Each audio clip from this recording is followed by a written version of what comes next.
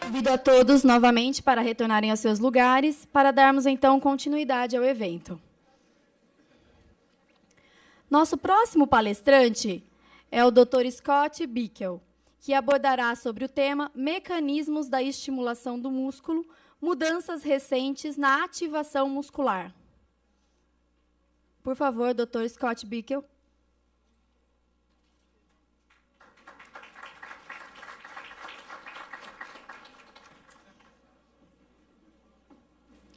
Well, thank you for having me. I want to thank IBRAMED, the scientific committee, for inviting me to come speak here at your conference. It is my pleasure to be here. I have thoroughly enjoyed being in Brazil, and when I was asked to come speak, I thought it would be a wonderful opportunity because I do love to use electrical stimulation, study electrical stimulation, and teach about electrical stimulation. So I am very excited to be here today. So what I hope to do today is provide you with some background information on electrical stimulation, specifically related to muscle stimulation. First, we'll discuss a brief history, a few slides on where electrical stimulation came from. We'll discuss motor unit recruitment. First, we'll discuss voluntary motor unit recruitment, and from there, we will progress to motor unit recruitment during electrical stimulation.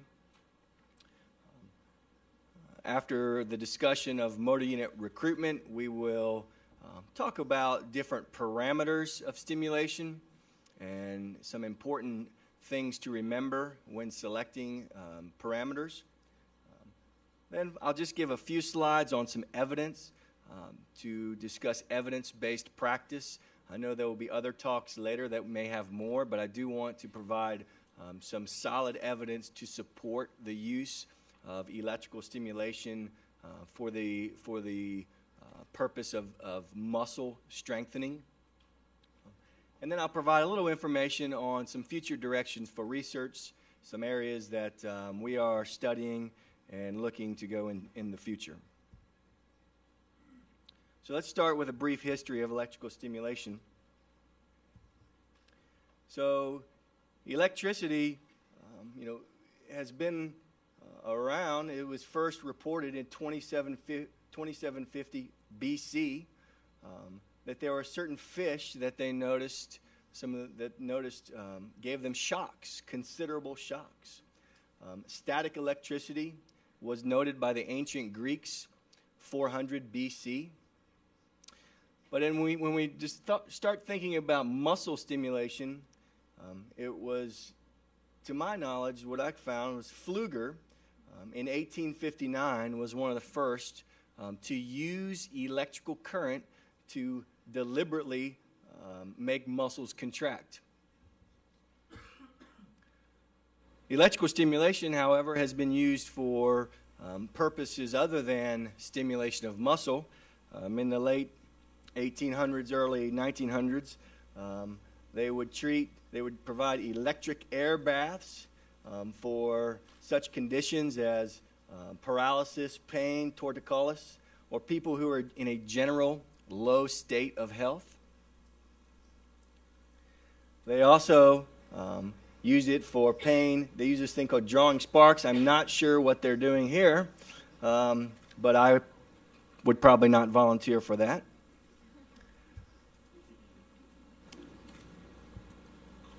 And then in the 1800s, again, there was this idea of galvanic therapy, which would be the passage of a constant current through the whole body, and in some cases localized to a single part to provide some treatment.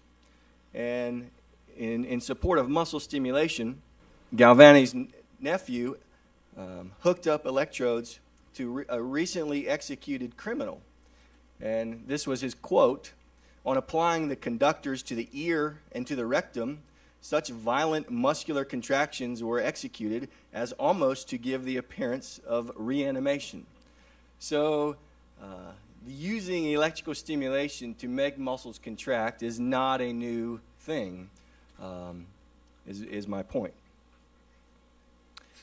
Well, what are some common clinical uses of electrical stimulation today? You all are very familiar with this, but obviously for the treatment of pain, utilizing such some devices as TENS units, interferential current. We use iontophoresis to apply medications through the skin. We'll hear a talk tomorrow, I believe, on the use of electrical stimulation for tissue healing, wound care. And then my personal favorite would be muscle stimulation, what we will refer to throughout this talk as NMES, Neuromuscular Electrical Stimulation, which is going to be the focus of this lecture. So before we get too far into electrical stimulation, let's review voluntary motor unit recruitment. So what you see here is a schematic. This is not real data, but more a theoretical, based on data. Is that we see here is when we think about a muscle and recruiting motor units, as the need for increased force occurs, we see this orderly and predictable recruitment of motor units. We start with the slow twitch fibers. As we increase force, we may start to recruit some of the fast twitch fibers, the type A's. And then as we approach maximum, we're recruiting more and more slow, more and more fast, type 2A. And then finally, we start increasing those high threshold motor units, the type 2B, also known as type 2X muscle fibers. So, as we'll see here, with voluntary motor unit recruitment, we adhere to this size principle. We refer to that as the Henneman size principle. Progressive recruitment of small, typically slow motor units, followed in order of increasing size to the larger, typically fast motor units.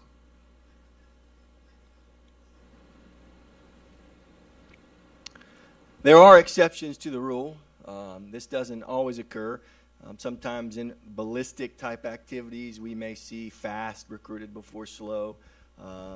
In certain, maybe certain pathological conditions, we may see some exceptions to the rule. However, as a general principle, I think the size principle, the recruitment of motor units in this manner is fairly accepted. So when we talk about neuromuscular electrical stimulation, NMES, we utilize an external electrical current to activate innervated skeletal muscles and facilitate contraction. What we're going to talk about primarily is where innervation is required. So we are activating nerves that then cause the muscle to contract. Okay, so my example I often give is someone with a spinal cord injury versus someone with a peripheral nerve injury.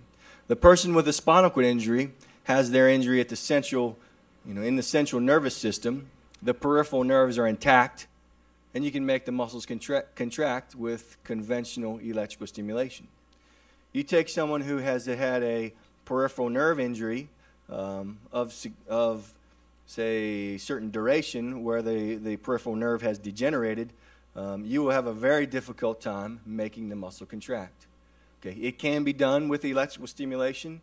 However, the typical parameters need to be altered in such a way that my personal thoughts are it may not be useful to do. So let's think about motor unit recruitment with electrical stimulation. And historically, there's been this view that there is a reversal of the size principle with motor unit recruitment during electrical stimulation. So if during voluntary contractions we move from slow to fast as we increase, as the need for increased force is necessary, there's this thought that with electrical stimulation, it's reversed. Maybe we start recruiting the fast first and then the slow. And this has been based on a few assumptions. One, that axons of larger motor units have a lower resistance to current than axons from smaller motor units. Okay. It was also recognized that there's increased muscle fatigue with NMES versus voluntary activation.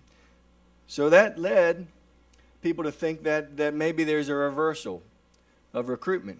And I would argue that while some of these assumptions may be correct, I believe the interpretation is not. And what I hope to do is provide you with some information in the next few slides to convince you of this.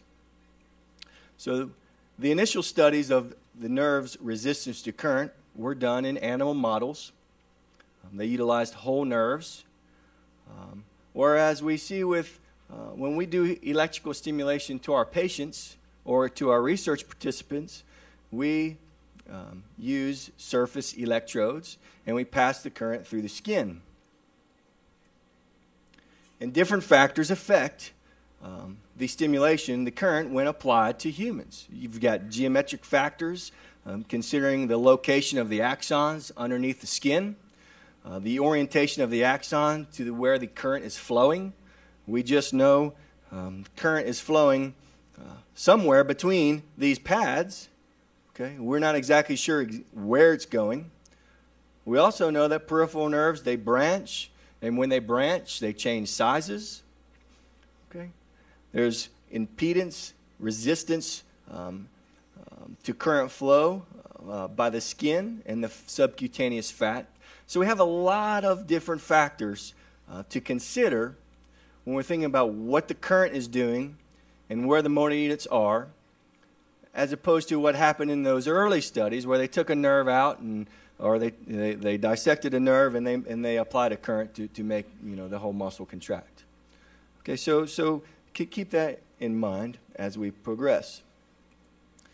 So what about this increased fatigue with NMES? So the assumption that's been held for years is, and it's true, is that there is increased fatigue with stimulation when compared to voluntary actions. Okay? In my experience, this is always the case. And so the assumption then, the conclusion from that was, well, maybe just the fast fibers are being recruited, and they're more fatigable, okay, which contributes to it. And so that's what led people to consider, well, maybe there's this reversal of recruitment because we recruit fast fibers first and it fatigues. Well, an alternative point of view would be, okay, let's take the assumption we know that there is increased fatigue with electrical stimulation when compared to voluntary actions. I agree with that. However, there's one thing to consider, is that the ability to counter fatigue is not available during electrical stimulation. Okay, we can't alter our motor unit recruitment strategy. We can't call on additional motor units. We can't change the frequency by which we're activating them. Okay? And so maybe just one of the inherent limitations with E-stim is increased muscle fatigue, not necessarily because of a reversal of recruitment order. Okay? So here's some data. Here's some data where they actually measured motor unit recruitment, which motor units were being fired off at different levels, or whether during voluntary or whether during electrical stimulation. And so first they did a study where they determined whether the motor units were high threshold or low threshold motor units. Were they slow or were they fast? Okay, so they determined those things. And then they actually measured when we make the muscle contract, which motor units are being recruited. And so what they found was that during voluntary contractions, they're often, not often, but 5 or 6% of the time, there was a reversal of recruitment. They would get a fast motor unit when they thought they should get a slow. When they did the stim, they found this happened. It happened more frequently. Okay, and maybe about 25% of the time, 30% of the time, they got a reversal of motor units. motor unit recruitment. Okay? So if there was a true reversal of recruitment, we would expect there to be much higher number of fast motor units or a reversal of recruitment occurring. And here it's only occurring about 30% of the time. Okay. So here's some data that we published on fatigue of two different muscles. Okay. We took the quadriceps muscle, which is about 55% fast motor units. The tibialis anterior is about 30% fast, meaning it's predominantly slow, 70% slow. We found the fatigue rates to be the same. This is not really due to the fiber type per se, but the muscle mitochondrial activity. But what we noticed is when we measured the contraction times, okay, when we measured contraction times, okay, of say twitch contractions or contractions of about 20% of maximum, we found that we were finding, we recruited slow muscle with the slow motor units with a slow muscle. We recruited fast motor units with a fast muscle. Okay, which makes sense. Okay, what we thought was that if there was a true reversal occurring, we might see these contraction times be closer in nature because we were working at a very low MVC where we could have the opportunity to recruit fast motor units in either muscle. And so my point is that we're not seeing evidence of a true reversal of recruitment in some of our data. And this was, a similar study was done by Bender McLeod's group where they actually measured twitch contractile speeds at different percentages of max voluntary contraction. And when they looked at the twitch times, the speed of contraction, they determined there was no difference whether they were doing it at 20%, 50%, or 80% of max contraction. So the thought was if there was a reversal of recruitment happening, potentially at the low levels of stimulation, you would be getting only the fast muscle, so that contraction times should be faster. And as you increase that, it may come down as you start to recruit the slow ones. And they didn't find that. They found the same numbers in terms of twitch contractions, regardless of the intensity. Okay? They also plotted force frequency curves. Okay? Here's force, here's frequency, and they found no difference between 20% and 50% of MVC. They did see maybe some evidence of a difference here at 80% MVC. But when they went back and they looked at their contraction times, they determined it was not because of contraction speed that you see the leftward shift. They did not have a very good explanation for why they saw their leftward shift, but what we can conclude is that at least at 20% and 50%, okay, if the force frequency curves look the same, where the given pool of motor units are probably the same. So here's a slide that looked at some metabolic data in terms of glycogen utilization in the muscle. A group looked at voluntary contractions and electrically evoked contractions to sustain a given work rate on a bike. And both protocols resulted in glycogen depletion, okay? Meaning the muscle fibers showed less glycogen after the exercise protocol. However, there was greater depletion after electrical stimulation, meaning the contractions may have been more metabolically demanding, okay, maybe activating at higher frequencies. But one of the things that they did note also was that all the fiber types showed glycogen depletion, and there was not any apparent preferential recruitment of any subtype of fibers. Okay, so they suggested that at this low level of stimulation, 30 watts, that they were getting all different fiber types, motor units, type 1s, type 2s, and they both were showing evidence that they were activated by way of glycogen depletion. So what does all this mean? We believe that motor unit recruitment during electrical stimulation is non-selective. Okay, it doesn't matter. It doesn't select fast over slow or slow over fast. Okay. It's spatially fixed. Wherever the current goes is where are the motor units you will activate. And it's temporally synchronous, meaning the frequency at which they're activated is the same, because that's what's set on the machine. And so we see this recruitment pattern, which is very different, okay, than what has been suggested historically, is that there's a reversal of recruitment order. And so we think that this type of recruitment, okay, and the inability to alter recruitment strategies during electrical stimulation is what contributes to increased levels of muscle fatigue. Okay. So why do we care? Okay. Well, to use electrical stimulation effectively, okay, we need to know what are some of the differences when we make muscles contract with E-stim versus with voluntary contractions.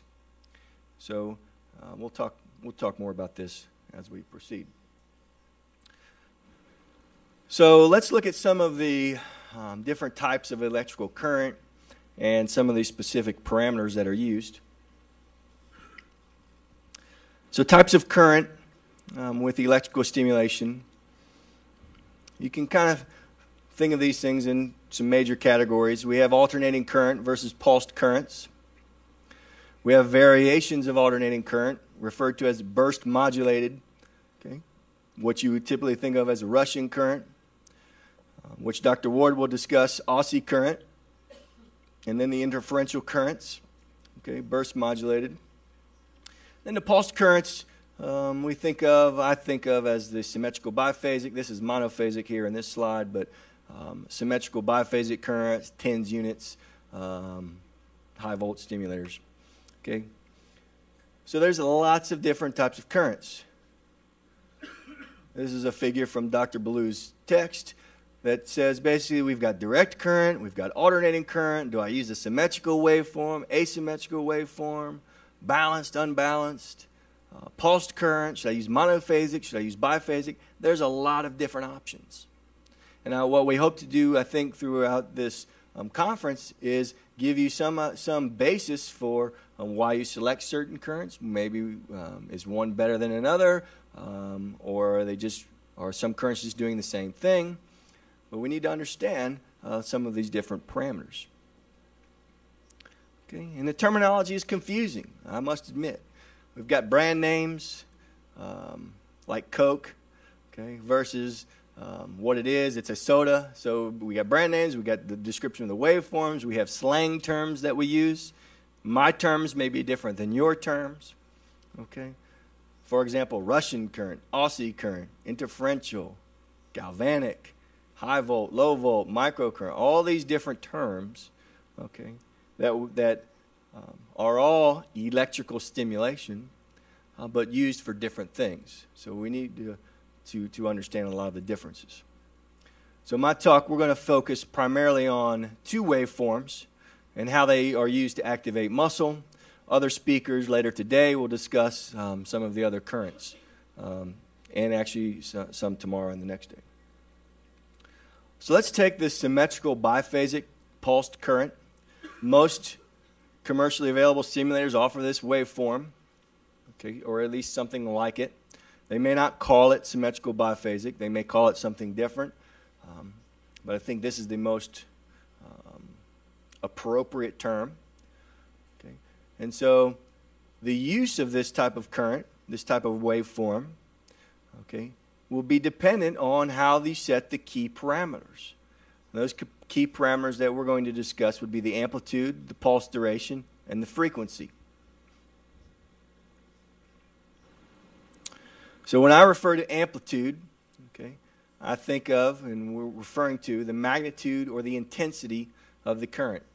Okay, you're turning up the knob, turning up the dial, okay, increasing the milliamps. You're making this bigger. Okay, you're increasing the amplitude. The pulse duration would be the time from the beginning, okay, to the end of the pulse. Okay, and that's usually in microseconds.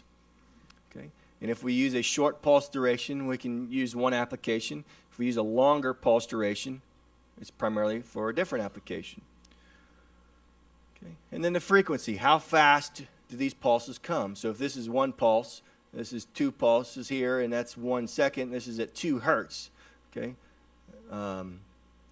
So the frequency, how fast, how many pulses are we getting per second is very important. So force production and electrical stimulation, force can be increased by 2 primary mechanisms with electrical stimulation. You can either, 1, increase the number of motor units recruited, or 2, you can increase the frequency at which the recruited motor units fire.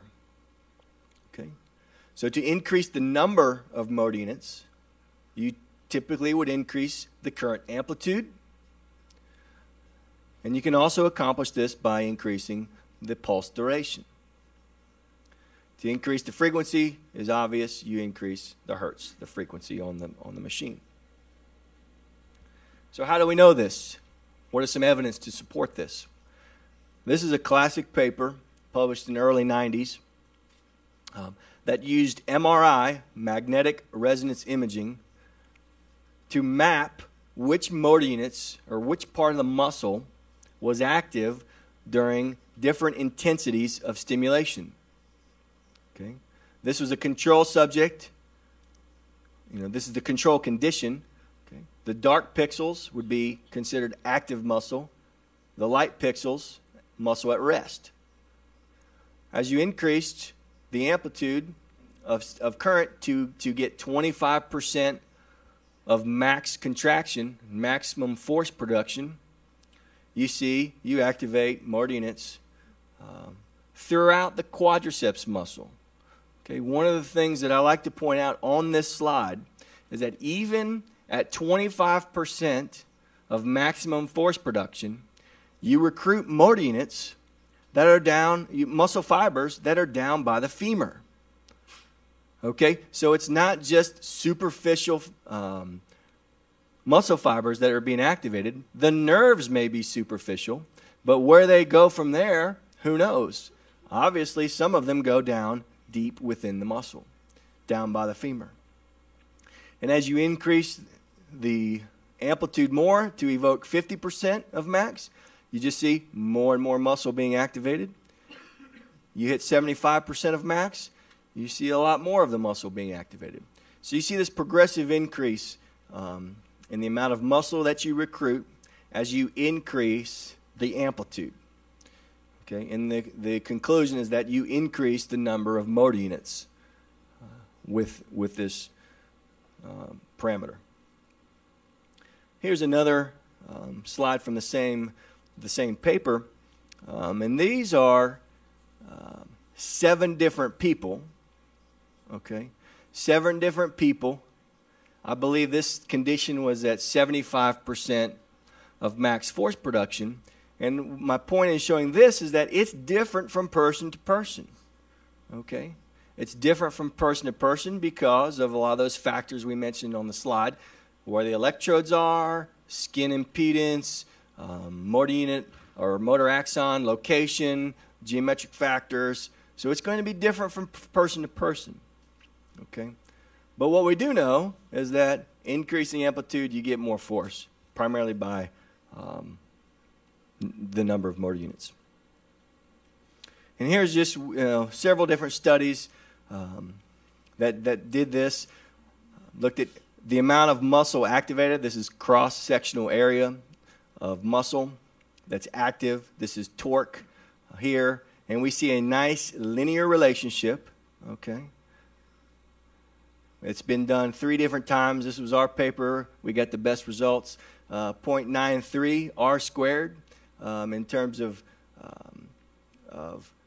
the relationship between active muscle and torque production. Nice linear relationship. The more muscle you activate, the more force you get. It's a pretty simple relationship. Pretty simple. But it's achieved by These papers, it was achieved by increasing amplitude. So what about pulse duration? Pulse duration, just to remind you, so this would be a short pulse duration, or I shouldn't say short, relative to this one, about 300 microseconds, and just showing that, you know, if you double that, you get a little longer pulse duration. Okay, so we're working out here on the strength duration curve. Okay, what that means is that if you want to activate motor units, okay, you can do this a little easier. Okay, if you have a longer pulse duration. Shorter pulse durations, we may hear, you know, those are used for doing more sensory stimulation, maybe some pain control. Okay, but motor responses, the longer the pulse duration, the more easy it is to activate it, and you can actually activate more motor units with longer pulse durations, using the same, assuming the amplitude is the same. So what about frequency? This is a classic force frequency curve. Okay, so you keep the amplitude the same, you keep the pulse duration the same, and all you do is alter the frequency at which the motor units are firing. And as you increase the frequency, you get more force up to a certain point. Okay, here in this paper, we determined that in this given selection of participants, it was about 60 hertz. Okay, maybe 60, maybe 50, maybe 40. Just it's very person dependent. It depends on what type of motor units you have. Okay, but as you increase frequency, you get increased force up to a certain point. This occurs. This is basic physiology, summation of action potentials. Okay, in the muscle. So here you get one. This is a single action potential. You get a twitch contraction. Here, if you give another action potential before the muscle is fully relaxed, you get more force. Okay, here is giving several in series, and then here's giving them at a very high frequency, getting a tetanic contraction, the most force you can get out of that muscle. So increasing frequency increases force up to a certain point. And this is just a review. This is restating the same thing. If you increase amplitude, you get more force. Okay, that's by recruiting more motor units. You can increase frequency, get more force. That's by getting more force out of the motor units that you have recruited. So this is not getting more motor units, it's making the motor units that are active work harder, to produce more force. So, again, electrical stimulation recruits motor units in a non-selective. Okay, it's non-selective. It doesn't care if they're type 1, type 2 fibers. If the current passes by a nerve branch or a nerve, and it's enough to cause an action potential, it'll make that motor unit fire off, whether it's a type 1 or type 2. Whereas voluntary contractions, we have this orderly and predictable pattern of recruitment. Slow to fast. E-stim is spatially fixed. Wherever the current goes, that's what you get. Okay.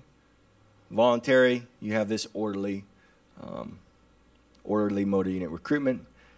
And then with E-stim, it's temporally synchronous. The frequency is fixed. It's going to stay. If your machine is set to 30 hertz, it stays at 30 hertz until you change it. Okay.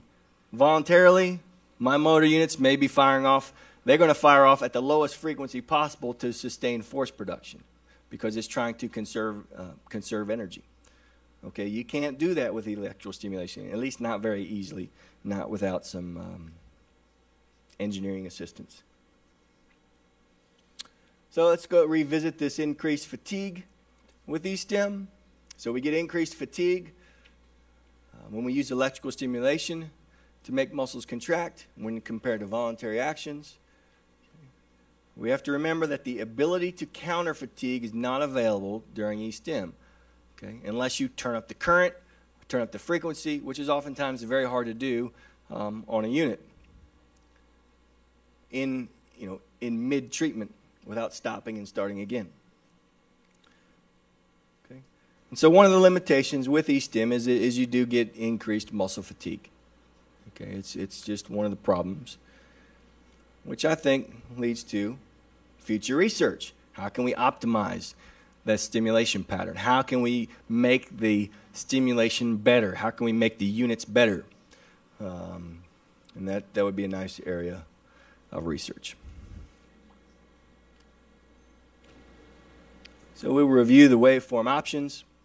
So E-stim, again, using electrical stimulation to activate motor units. You've got different waveform options. Okay, symmetrical biphasic pulse current, which we talked about. We know a lot about the different parameters. Russian current, we'll talk about in a minute. And then some other proprietary waveforms. You can use IBRAMED's Aussie current as well. Okay, so let's look at Russian current, burst modulated alternating current. Okay, so it was made popular in in the late 70s by a Russian fellow named Yakov Katz. Presented data on, I believe it was Russian Olympic athletes used this type of stimulation to increase performance of these Russian athletes, these highly trained individuals. They showed huge increases in strength, maybe 40–50% in a short period of time. What they did not mention was if they were taking any pharmacology that may have facilitated their performance in the mid-70s. But what he described was this 2,500 hertz sine wave split up into 50 bursts per second. You see here bursts per second. And each burst, during the burst, the stimulation is on 50% of the time. So if we take 50 bursts over the course of a second, that means every 20 milliseconds we're getting a burst. And if it's on for 50% of the time of that 20 milliseconds, it's on 10 milliseconds off 10 milliseconds. Essentially, that's the burst. That's the 50% duty cycle that you see on all of the machines. So I would suggest that there's not a lot of, there's not as much attention that has been paid in the literature to how altering these parameters of Russian current impacts force production. Okay, there's been less attention. I'm not saying there's been no attention. Okay, but we know what happens when you manipulate parameters of biphasic current. We know less about how if you manipulate these parameters. For example, what happens if you change the burst frequency? What happens if you change the duty cycle? What happens, Dr. Ward will talk about what happens when you change the carrier frequency and the burst frequency. So we know less about it. Okay, we did a study where we looked at two different currents. We used biphasic current and we used Russian current, Russian stimulation, and we used a 20 hertz burst frequency Russian and a 50 hertz burst frequency Russian. We compare that against 20 hertz biphasic versus 50 hertz biphasic. And so what we knew what would happen with biphasic. This was not part of the question. We knew that our 20 hertz biphasic current would outperform, the force would not drop as much when compared to our 50 hertz biphasic current. We had done that many times, and people had done this a lot. Okay, the question was, what would happen with a Russian current? And what we saw with the Russian current, usually we saw this tremendous drop in force, very rapid, even faster than we hit. Okay, and it didn't matter whether we used a 20 hertz burst frequency or 50 hertz burst frequency. We saw a tremendous drop in force, very rapid, dropping nearly 70% in 40 contractions. So we see lots of fatigue when we use Russian current. We see lots of fatigue with biphasic current, but maybe not quite as bad as the Russian. And then we wanted to look at what happens if we changed burst frequency. Would we get a typical force frequency type curve?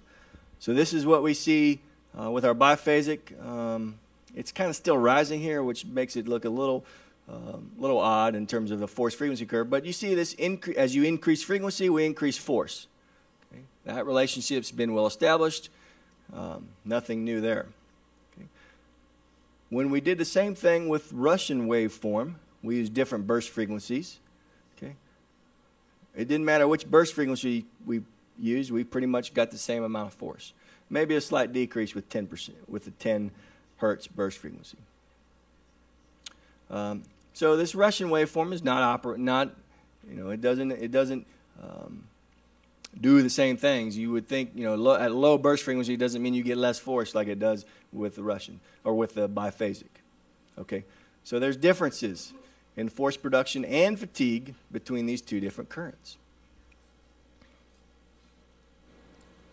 However, when we look at the two, I would say that either can be used to make muscles contract. That's very clear. Every machine, most machines offer these options. And my opinion is that more is known about symmetrical biphasic currents in regards to how altering parameters, okay, impacts the result, the force production. I would probably, my colleagues in the U.S. could agree or disagree with this. This is my opinion, is that Russians probably use more often clinically, and probably because it's just easy to hit the button that says Russian and go with that one. Not necessarily because the evidence is better or it's more tolerable. It's just they associate Russian with muscle stimulation. That's not necessarily the best way of practicing, but it is what we see oftentimes. Okay, we'll talk about some evidence in a minute. One of the things to keep in mind is that the best evidence when using E-stim for clinical populations is when you turn it up. Okay, turn it up to max tolerated in terms of increasing force production. Okay, so let's talk about some of that evidence. Just 3 papers I'll briefly review. So here's a paper that looked at, can you get muscle hypertrophy, okay, with electrical stimulation in able-bodied people, and how does that compare to voluntary actions? Okay, so this group, they took 8 people, trained them with E-stim, 8 people, trained them voluntarily. Okay, they did a resistance training program on an isokinetic device, like a Biodex or a Cybex.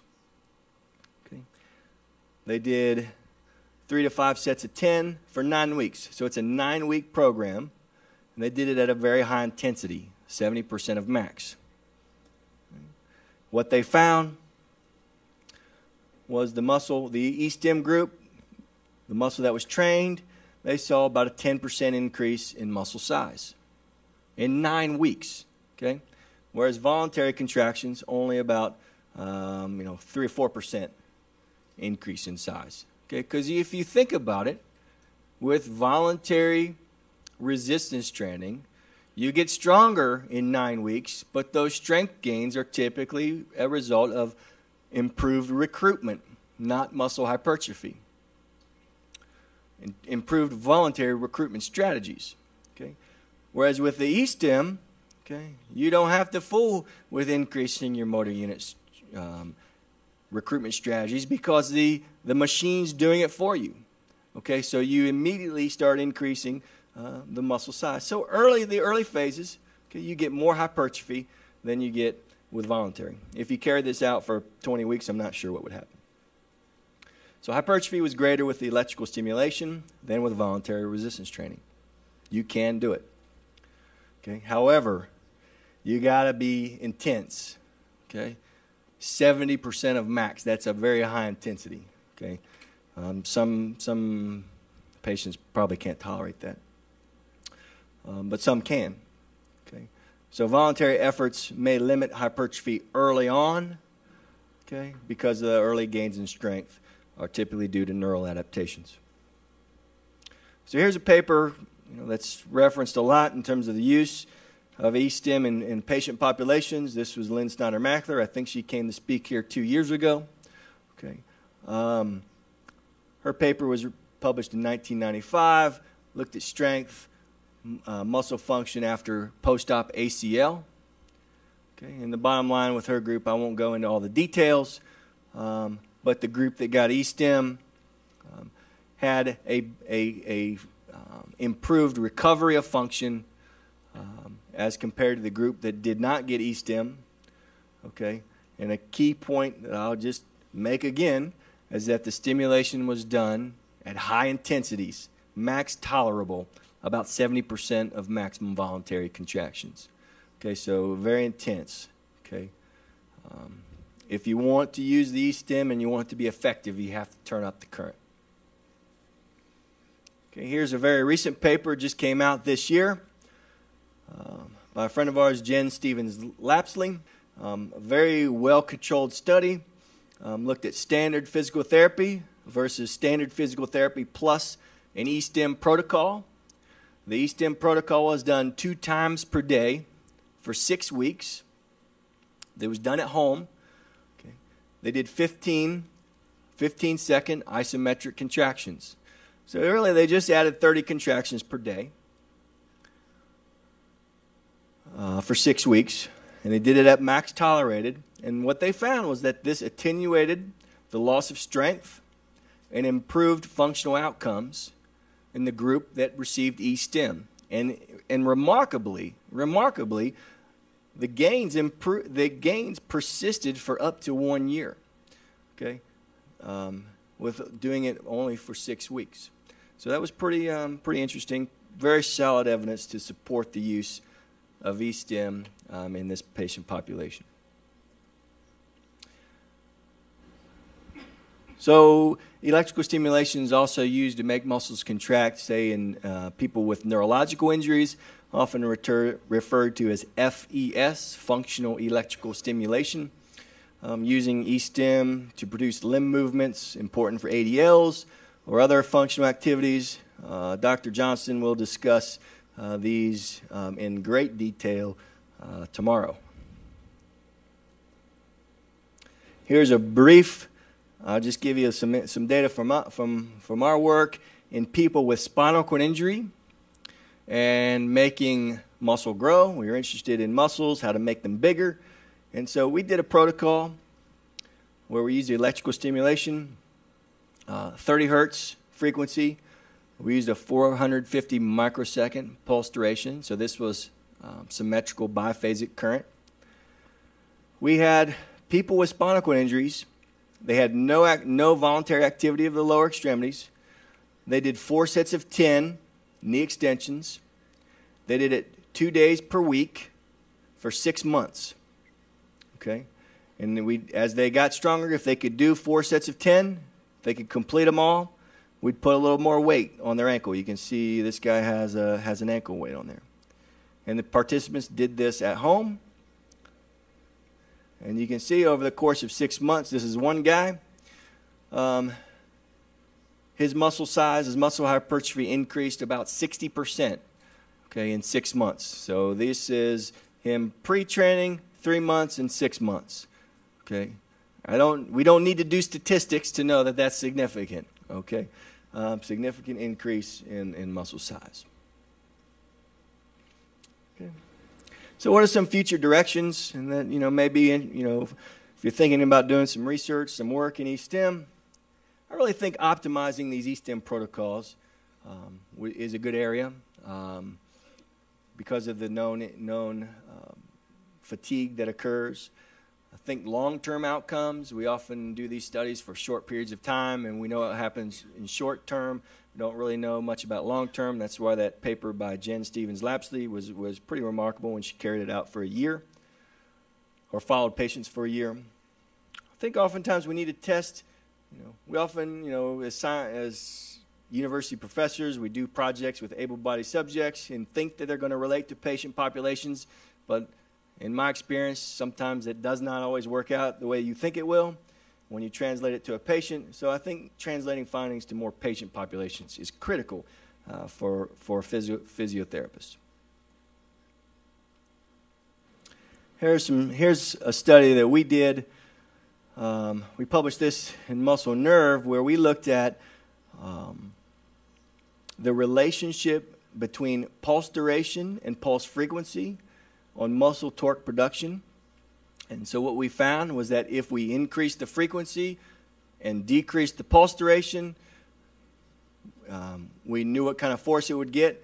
And if we lowered the frequency and increased the pulse duration, we knew what kind of force we'd get, and we could predict force levels really well. Okay, doing that. So we decided, well, gee, let's try this in a patient population where it actually might be effective. So we took it to people with spinal cord injuries, and it didn't necessarily translate as well. It seemed to work a little. We didn't do as many contractions, but it didn't seem to be doing as well. The predictability wasn't the same between able-bodied and SCI people. So it's important to test these protocols in specific patient populations. Don't assume if it worked in this normal able-bodied person, it's going to work in a 70-year-old lady with a stroke.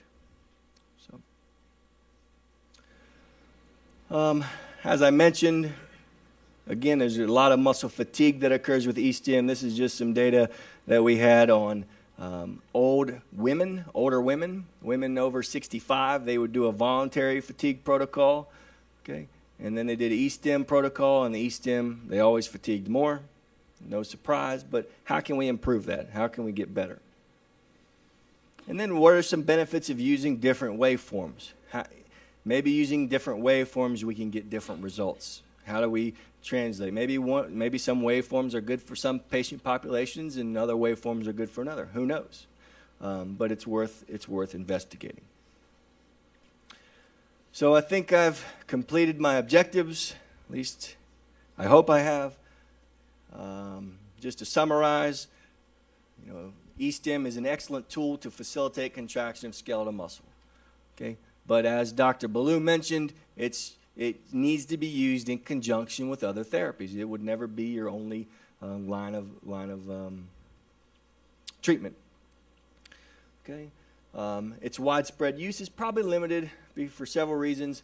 Maybe because of the fatigue issue that I've mentioned several times, and also potentially because of lack of understanding. Not sure how to use it, how to do it, and so I think coming to courses like this can help you in determining whether it be appropriate for your patients. And just as a side note, I think E-stim is an excellent tool for research to assess muscle performance. So, obrigado, and thank you.